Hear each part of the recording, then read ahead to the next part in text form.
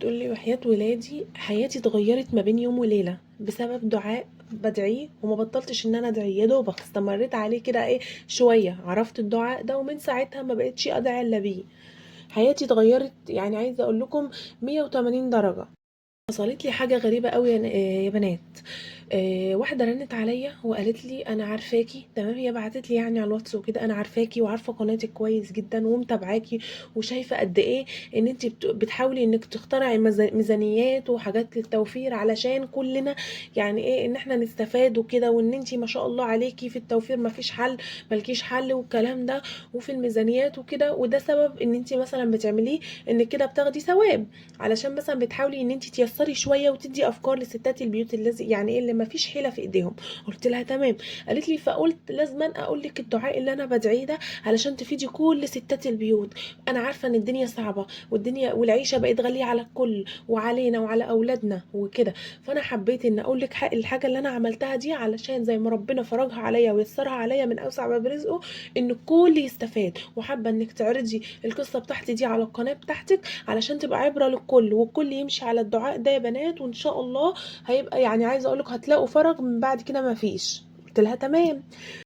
فبتقولي من ساعه ما بدات في الميزانيات وبقيت اشوف التعليقات، بقيت بحاول ان انا عايزه اتواصل معاكي، عايزه اتواصل معاكي باي طريقه، من كتر ما انا بشوف التعليقات وان قد ايه في ناس عيشتها يعني يا عيني على قدها قوي. فقلت لازما ان انا احاول اتواصل معاكي بحيث ان انا احاول افيد غيري وكده واكسب ثواب، ويبقى كلنا ان شاء الله في الخير مع بعضينا. قلت لها تمام تحت امرك، اتفضلي حضرتك عايزه تقولي ايه. فقامت قالت لي بدات يعني ان انا اتكلم معاها، سمعت صوتها يا بنات، حسيت ان هي ست ما شاء الله كبيره معديه ال60 سنه يعني. لي بصراحة من ساعة ما بدأت ان انا امشي على الدعاء ده وانا حياتي اتغيرت جامد قوي زي ما قلت لكم يا بنات. فقلت لها طب وبعدين، طيب ايه الدعاء ده اللي حضرتك عايزة تقوليه وكده. فقالت لي اول حاجة الدعاء ده انا مشيت عليه بقالي فترة تمام، الحمد لله ربنا كرمني من اوسع باب رزقه، من بصوا يعني كرم اتعجب له اهل السماوات والارض. اولا انا حجيت 5 مرات، ربنا يرزقكم يا بنات زيارة يعني بيت الحرام وزيارة الكعبة وزيارة بيت الرسول، يعني صلى الله عليه وسلم. نفسي يا رب يعني يرزقنا جميعا، وكل من يشتاق وكل من نفسه يروح يروح يا بنات، اللهم امين. فبتقول لي ايه يا بنات، حجيت 5 مرات وعملت عمرة 9 مرات. بصوا ما شاء الله، اللهم صل على النبي. وبتقول لي كمان جوزت ولادي كلهم الصبيان والبنات الحمد لله، وكمان شفت اولادهم كلهم خلفهم، اللهم لك الف حمد والف شكر. ربنا يرزقكم يا بنات جميعا اللي بتتمنوا، اللهم امين. قالت لي وكمان جوزي ميت، يعني هو الحمد لله كان ما عندوش يعني وظيفة، يعني وظيفة موظف بحيث ان هو يبقى ليه معاش بعد كده تمام، بس يعني الحمد لله هو بعد ما توفى فطبعا ما كانش فيه لنا اي مورد تاني تمام، وانا كان معايا 4 ولاد، فكانت يعني ما فيش حيلة ليا. لكن من ساعة ان انا بدأت ان انا اقول الدعاء ده حسيت ان الدنيا اتغيرت تمام، وده سبب ان انا جيت وقلت لك يعني ان انا تواصلت معاكي علشان اتكلم معاكي وتوصلي معلومتي لكل الناس وكل متابعينك حبايب قلبي، لان انا عارفه ان كل متابعينك ستات بيوت ونفسهم ان حياتهم تتغير من ولا شيء، بدل دخلوا قناتك دي يبقى هم ان هم مصرين ان يغيروا حياتهم، مصرين ومقبلين على العيشه بتغيير وسعاده اولادهم. قلت لها بارك الله فيك يعني. كمان يا بنات بتقولي بصراحة أنا كافحت كتير قوي، أنا جوزي توفى وأنا عندي 30 سنة، وأنا دلوقتي عندي 60 سنة، يعني في ال30 سنة دولت كافحت فيهم شوية برضو حلوين، وولادي لسه كده كانوا صغيرين ما كانوش كبار. اتمرمطت بمعنى أصح، بقيت أحاول إن أنا من هنا ومن هنا ومن هنا واجتهد، وإن أنا عشان ربنا يصلح حالنا، وكنت دايما كنت بقول ولكل مجتهد النصيب، على قد ما أنا بتعب ربنا هيكافئني. فعايزة أقول لكم كمان اول بداية حياتي اشتغلت في حضانة، لان طبعا انا يعني ظروف تعليمي ما كانتش تسمح باكتر من كده، ده في حضانة. وكنت بقى بصوا عايزه اقول لكم بكنس وبمسح في الحضانه، لو ولاد وقعوا سندوتشات اشيلها امسحها، اغير للاولاد والاطفال وده وده وده. فبصراحه يعني كنت بتعب كتير قوي. كمان لما كنت بطلع من الحضانه يا دوبك اروح احضر لاولادي اكل وشرب واحط لهم حاجاتهم واروح اشتغل في يعني اخدم ست تانية في البيت كانت جنبنا شويه، يعني في نفس بلدنا، بس كانت ولا بتخلف ولا اي حاجه. وكنت يعني ايه بروح اكنس لها وامسح لها. قالت لي انا مش مكسوفه منك خالص، انا بعتبرك ومن ساعه ما سمعت صوتك في القناه وانا حسيت ان انت زي بنتي، فقلت لازم ابوح لك بالسر اللي كان في حياتي علشان تفيدي كل ستات البيوت اللي عندك وكل متابعينك، وكل ان شاء الله يستفادوا وينالوا من شاء الله رزق عظيم بفضل ربنا. وخصوصا ان انا ما كانش في حد خالص بيساعدني، ولا اهله ولا اهلي، حتى اخواتي الاول كانوا واقفين معايا شويه، بس بحكم العيشه والزنقه وكده، وكل واحد مشغول باولاده الله يعينهم، فحتى ما بقوش يزورونا الا كل فين وفين مره، لكن ولا باخد من حد ولا بدي حد، ولا اخواته حتى كانوا بيسالوا علينا. حتى جد ولادي اللي هو ابو جوزي قال لي انتي مالكيش حاجه، كان عايش قال لي ولا انتوا ليكوا ورث ولا عياله ليه ورث، ليهم ورث. حتى الشقه اللي كنا قاعدين فيها بابا واخواته طلعونا منها، قالوا لنا انتوا مالكوش حاجه فيها اطلعوا. بقت الدنيا تلف بيا، بقيت مش عارفه اعمل ايه غير ان انا عارفه ان ربنا معايا مش هيسيبني. ففي يوم سمعت المدرسة في الحضانة وانا بمسح كده بتقول الدعاء ده للولاد، تمام، وقالت لهم كرروه، وقعدت تحفظهم الدعاء لدرجة ان انا كمان حفظت الدعاء ده، وبدأت ان انا كل يوم بعد الصلاة اقول الدعاء ده. كنت بدعي دايما بعد الدعاء ده ان ربنا يفرجها عليا ويوسع في رزقي انا واولادي. فجأة بعد ما طلعنا من الشقة دي كنت عمالة ادور على شقة تانية، علشان طبعا اهل جوزي عايزين يطلعونا من الشقة دي.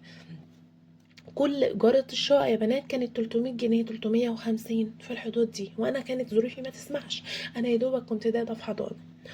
لقيت مرة من كتر ما أنا بقول الدعاء ده بعديها على طول لقيت صاحبتي بتقول لي أنا لقيت لك شقة وإيجارها 50 جنيه بس، حاجة لقطة جدا، صحابها أساسا مش عايشين هنا. قلت لها ايه ده، انت بجد انت بتتكلمي بجد؟ قالت لي اه. فرحت قوي، فبصوا بتقول لي بقيت عامله زي الهبله، جريت بسرعه طلعت عفشي من الشقه اللي هم عمالين يكرشونا منها ويطلعونا منها، واخدت شويه العفش بتوعي وولادي ورحنا سكننا في الشقه. وبالفعل بقيت الحمد لله مستقرة في الشقة دي، وبقيت فرحانة جدا بيها، حاسة ان ربنا بصوا مفيش بعد كده، تمام. دي في اول بداية الدعاء يا بنات اللي انا سمعته ان الابلة بتقوله للاولاد. وبدأت ان انا برضو بعديها كنت طبعا بخرج من الحضانة اروح لولادي، وبعد كده اروح للست اللي هي جارتنا دي ان انا اخدمها. كانت ما شاء الله غنية جدا، كان عندها فلوس لكن ربنا ما كانش رازقها بالولاد، كانت بتحب ولادي جدا لدرجة ان كانت كل يوم تقول لي هاتي الولاد معاكي، هاتي الولاد معاكي، وانت يعني ايه في الوقت اللي انت قاعدة فيه هنا وكده قاعده معايا فيه وهنا هاتي الولاد. كنت بصراحه مره اخدهم ومره لا، لان ولادي اشقياء جدا ربنا يحفظهم. كنت بقول ان يعني بخاف ان هم يكسروا حاجه، وخصوصا كل حاجه عندها ما شاء الله غاليه، فكنت ببقى خايفه ان هم يضايقوها يكسروا حاجه يبهدلوا حاجه، فكنت دايما برضو معظم الاوقات ببقى سايباهم في البيت. صراحة بعد ما كنت بخلص كنت بروح مهدودة، لكن كنت بفضل اتوضى واصلي وافضل ادعي اقول يا رب. لما كنت باخد ولادي معاها يعني معايا عندها واشوفهم بيجروا ازاي في الوسع وفرحانين بالفيلا وكده، فكنت افضل اقول يا رب نفسي في بيت واسع زي ده، نفسي في فيلا زي دي كده وولادي يتمتعوا ويجروا فيها. انا عارفه يا رب ان انا بدعي كتير قوي في الحاجه، يعني اكتر من اللي انا فيه، لكن انا عندي ثقه ان انت ان شاء الله هترزقني من حيث لا احتسب، وعارفه يا رب ان انت معايا ومش هتسيبني. وكنت افضل ادعي الدعاء ده، تمام. في يوم من الايام لما رحت بعد ما خلصت الحضانه، واليوم ده كان مجهد بالنسبه لي قوي يا بنات، ورحت عند الست دي كنت ساعات ايه بطبخ لها اساعدها في اوامر البيت الكلام ده، نادتني وقالت لي تعالي، انا ماليش حد خالص، انا الحمد لله ربنا ما رزقنيش بالخلفه، وجوزي كمان اتوفى وسابني، وبصراحه يعني ماليش حد ولا ولا اخ ولا اخت، تمام، وما اعرفش حد في الدنيا دي غيركم، وانتي ما شاء الله عليكي كويسه جدا من تعاملك معايا، بقالك فتره معايا ما شفتش منك اي حاجه وحشه خالص. لقيت الست دي بتقولي انا نفسي لما اموت الاقي حد بيترحم عليا، انا ما عملتش حاجه في الدنيا دي خالص، ومحدش اساسا يعرفني ولا انا اعرف حد، لكن نفسي ما اعرفش حد غيرك، لكن نفسي لما اموت حد يترحم عليا بصدق، حد يبعت لي كل يوم دعوه ودعاء يفيدني في اخرتي.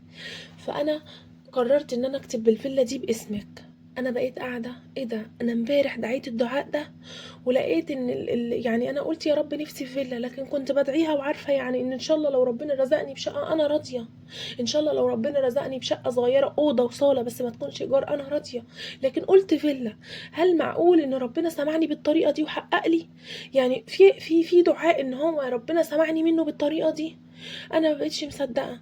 كمان لقيت الست بتقول لي انا كمان يعني ما انا نفسي بس ان انا اكتبهم لك تمام، وتيجي انتي ولادك تقعدي معايا الفتره اللي انا هموت، يعني اللي انا ايه قبل ما اموت فيها دي، لان انا خلاص حاسه ان انا اجلي قرب. قلت لها ازاي يا ست هانم انتي بتقولي كده؟ انا عمري ما اقبل بحاجه زي كده طبعا.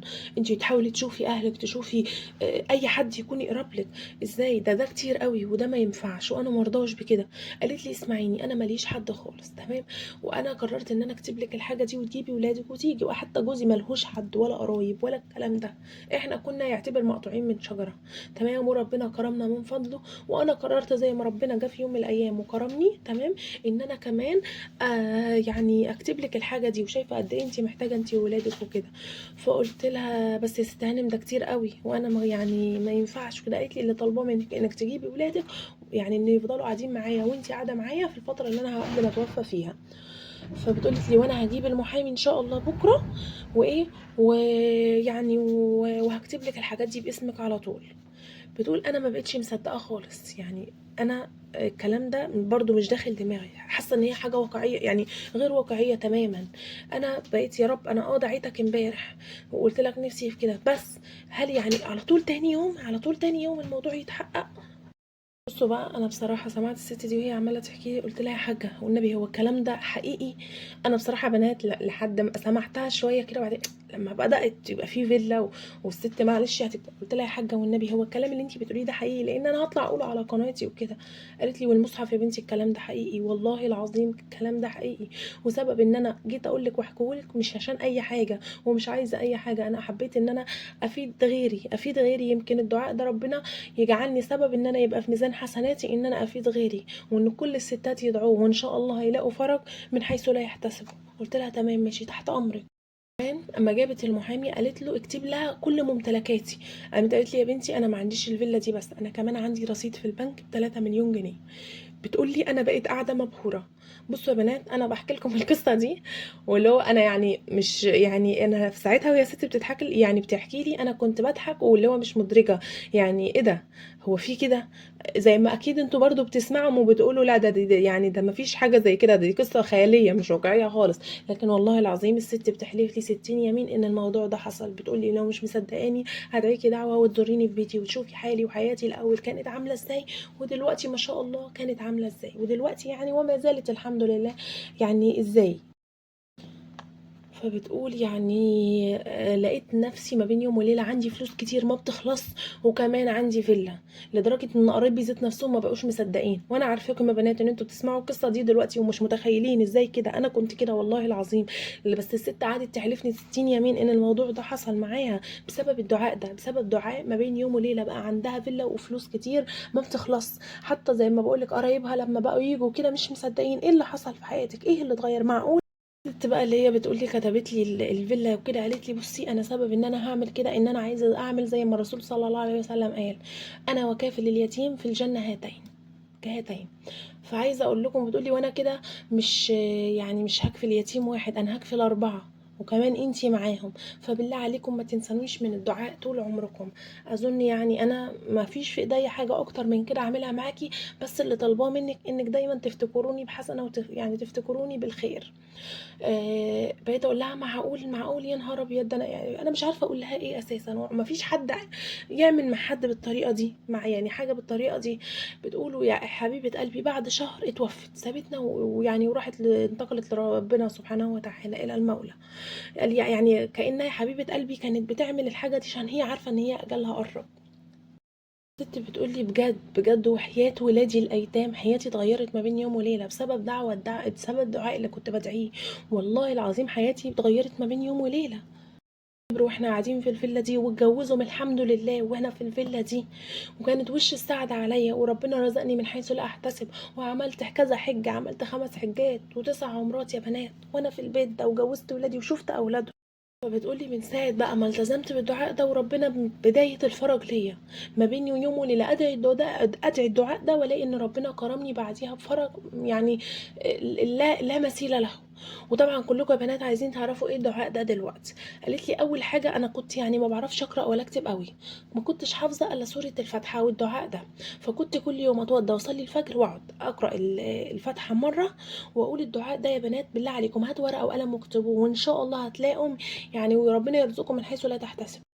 كانت يا بنات الدعاء ده بتقول ايه: اصبحت لله ضيفا والله لضيف يغني، احسنت بالله ظني ان يكشف السوء عني، يا عالم السر مني لا تكشف الستر عني. بس هو ده بتقولي الدعاء اللي كنت بقوله 3 مرات بعد الفاتحة. كنت اقرا الفاتحة بحكم ان انا مش حافظة كتير من القرآن، وكنت اقرا الدعاء ده بعديها 3 مرات وبس. ويا رب اكون وصلت رسالتك للناس، وربنا يجعله في ميزان حسناتك في دنيتك وفي اخرتك وفي حياتك وفي مماتك ان شاء الله.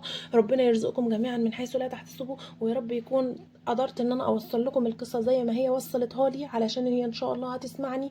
كمان عايزه ربنا يصلح لك حالك وحياتك ويرزقك كمان وكمان من حيث لا تحتسبي، زي ما انتي عايزه الناس كلها تسمع الحاجه دي، وان ربنا يرزقه من حيث لا يحتسب.